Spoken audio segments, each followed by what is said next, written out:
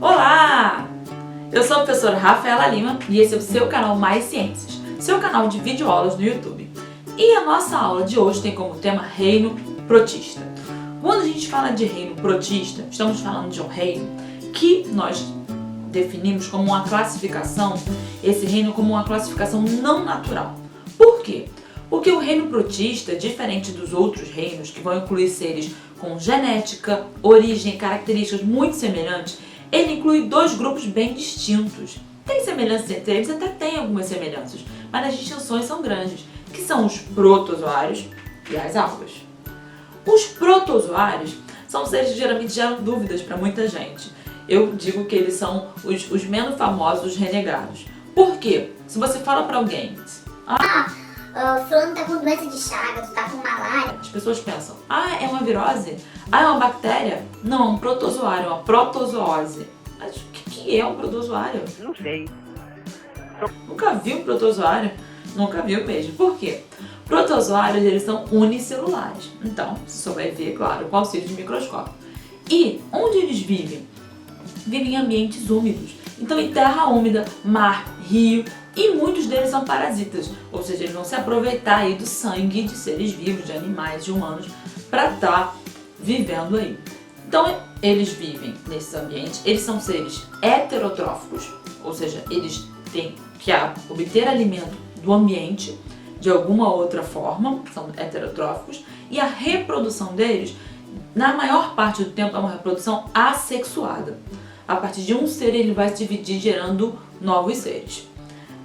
Agora, como é que eles são divididos e organizados? Eles são classificados de acordo com a sua estrutura de locomoção. Alguns deles têm flagelos. Então a gente divide, a gente classifica ele no grupo dos flagelados. Olha essa imagem aí.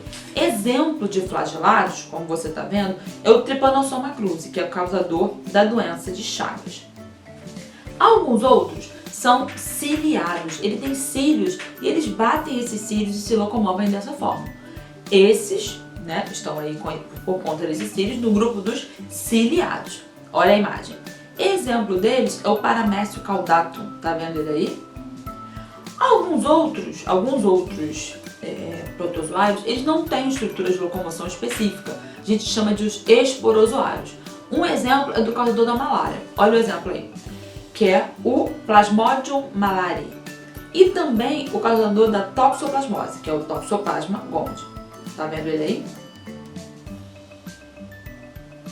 Alguns outros, eles usam os chamados pseudópodes, falsos pés.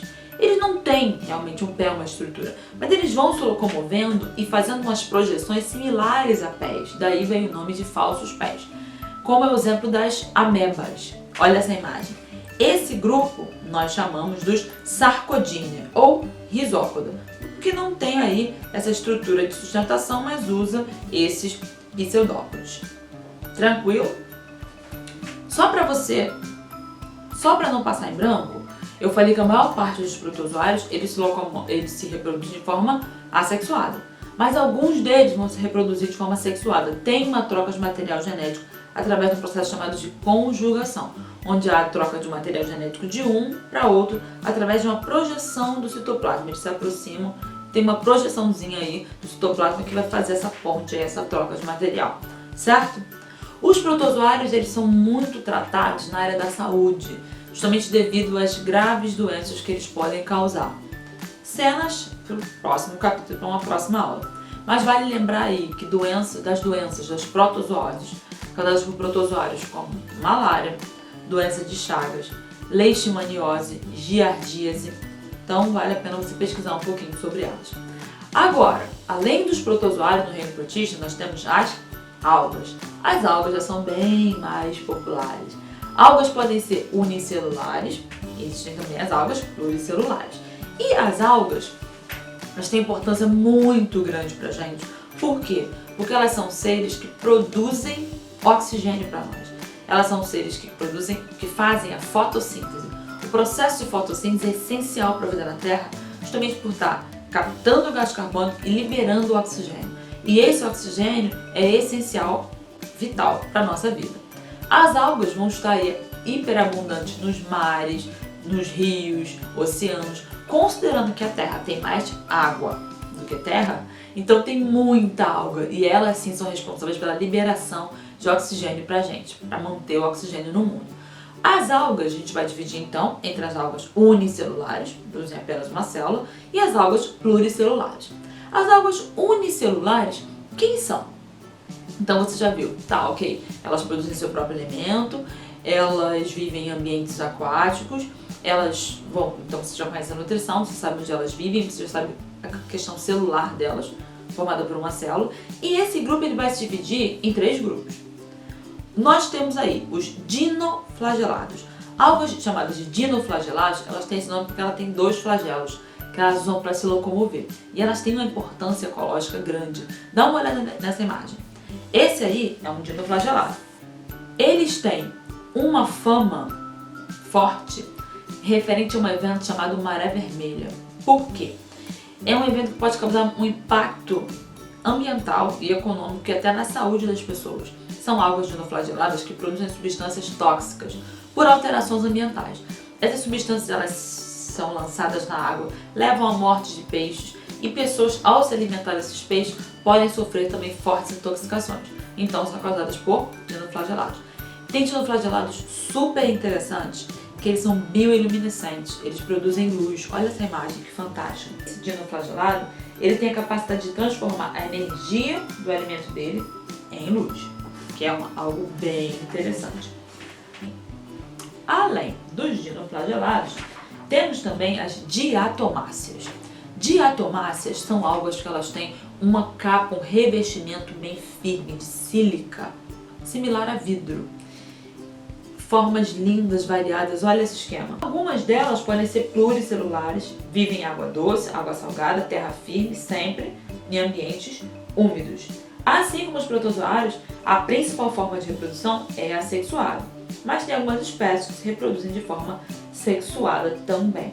Elas podem ter importâncias econômicas, função econômica. Muitas vezes se usa esse concentrado de diatomáceas para a produção de substâncias abrasivas, para a composição muitas vezes de vidro e também para a produção de placas de silício muito usada na área de computadores e celulares. Então tem um uso econômico delas aí também. Nós temos também as euglenófitas. As euglenófitas elas vivem especialmente em ambientes aquáticos. As euglenófitas elas têm uma coisa curiosa, que o processo nutricional delas é misto. Elas podem fazer fotossíntese num ambiente de carência nutricional, mas elas também podem ser heterotróficas, que aí já é uma diferença aí dentre as outras algas, certo? Agora, falamos das unicelulares, os 3 grupos. E as pluricelulares? Essas são as que a gente vê nas praias, quando a gente vê imagens de filmagem no fundo do mar. A gente vai dividir de acordo com as cores. 3 grupos. As clorófitas, que são as algas verdes, famosíssima aí a chamada alface do mar. Dá uma olhada. Elas ocorrem muitas vezes em ambientes com maior, elas são mais tolerantes a ambientes com maior presença de matéria orgânica. Então podem ser um indicador de que aquela água está um tanto quanto poluída. As rodófitas são as algas vermelhas. Tem uma vantagem forte aí na alimentação. Elas são utilizadas na extração do agar.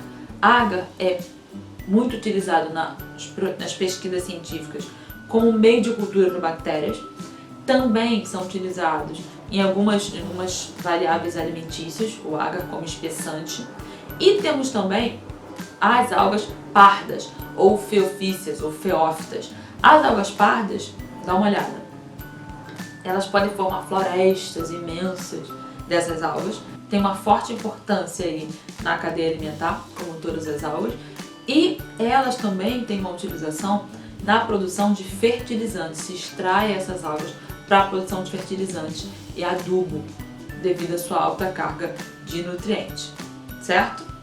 Então você pegou aí protozoários, os grupos das algas unicelulares e das algas pluricelulares. Fechamos então o reino protista. Tchauzinho! Gostou? Compartilha com a turma, se inscreve no canal Na Ciência e deixa aí nos comentários a sua opinião. Beijinho!